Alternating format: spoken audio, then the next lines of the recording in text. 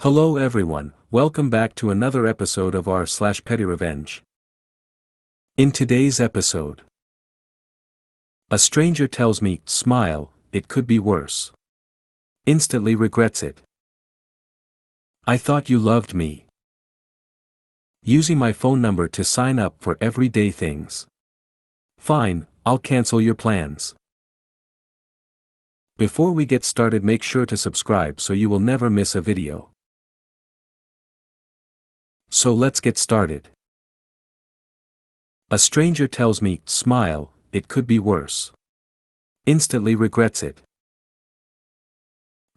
Last week, I was out and about, making a start on some errands I had. As I was walking, I was going through my long to-do list in my head. So I wasn't frowning, I wasn't smiling. My face was just in neutral. A man starts heading towards me. As we pass, he tells me, smile, it could be worse. I stop, stare at him for a moment, and then I say, my parents were in an accident.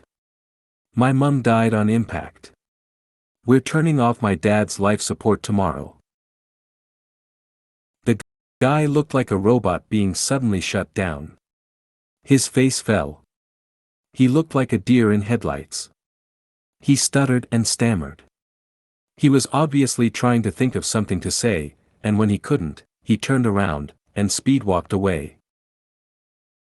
My parents are both fine. There was no accident. But it annoys me when people think they have the right to dictate how people are feeling and what expressions they make, especially when they don't know what is going on in their lives. It's unhelpful and patronizing.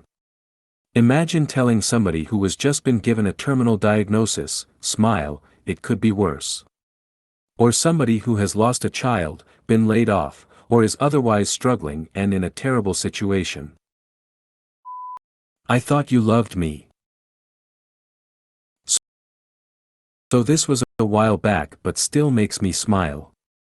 When I was 17, I had this crappy job as a food service employee at a local nursing home. One of the bosses there, we will call him Rick, was a total creep. He would always stare at us girls while we were cleaning up after meals and picked a few of us to follow around. He would walk past us and, accidentally, graze our butts with his hand and other uber-pervy things. He also bragged about how he cheated on his ex-wife and how he was engaged to the woman he cheated with, like he was so proud of himself, and this is all while he is trying to undress 17 to 18-year-old girls with his eyes. I'm sure he was doing this to some of the other girls, but he seemed to single me out for more attention. It wasn't anything too crazy, so I never reported it, and word was Rick got a big promotion at another location and would be moving to that job, so I tried to wait it out. One day I had to go into this storage room we barely ever used to restock something. This room looked like it was an old walk-in fridge, so no windows or anything, just one door. I went into the room and was standing tippy-toe to try to get something off the top shelf when I heard the door open. I was facing away from the door, so I couldn't see, but knew it was strange that anyone would come in. Next thing I know, I have a hand go straight up my shirt under my bra and full on grab my tit. I whirled around, smacked this guy across the face. Sure enough, it was Rick, and said something to the effect of, if you want this new fancy promotion you will never touch me again, or I will go straight to head of company, and then to the police. Honestly, should have gone to the police anyway, but unfortunately I was used to being harassed by creepy older men. Anywho, Rick barely looked my direction for the next few weeks until he left. Fast forward a little bit later, Rick had left and I thought I would never see him again until one day when I was grocery shopping with my boyfriend, who knew the situation. I was walking down an aisle when guess who turns down the same aisle coming towards me. As soon as he sees me, he froze, turned ghost white, and quickly turned back around and left. And here's where my petty kicked in. Instead of just walking away or leaving, I followed him. I turned the aisle and saw he was with his fiancée. Perfect. Cue the dramatics. I started yelling, Rick, where have you been? I haven't heard from you in weeks. I missed you, baby. I thought you loved me. When the look on his fiancée's face was sufficient, I just stopped, looked at her and him and said, "Oh, I see," and just turned and walked away, flashing the biggest sh*t-eating grin I could muster up at him, as his fiancée had already started laying into him. Rick just looked shell-shocked.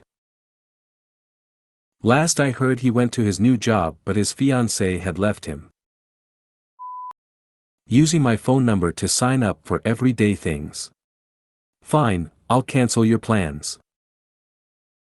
For more than a year now, I get random texts about upcoming reservations for restaurants/fitness classes/apartment tours in a state I don't live. When this first started happening, the texts were few and far between, enough that I just ignore them.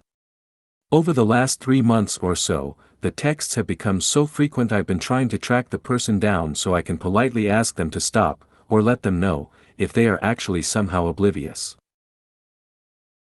A couple of months ago I found out a first name from one of the fitness studios but couldn't come up with any promising contact info.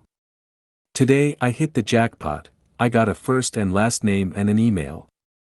I emailed asking them to stop using my number.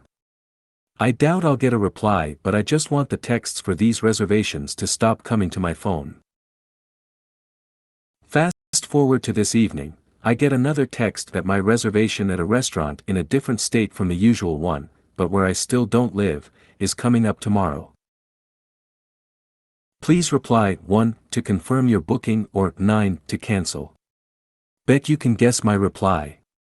Best of luck finding a new reservation for a table for 6 in Manhattan on a Friday night. If you made it to the end of the video, thanks for watching. Don't forget to like, subscribe and share, and we will see you in the next video.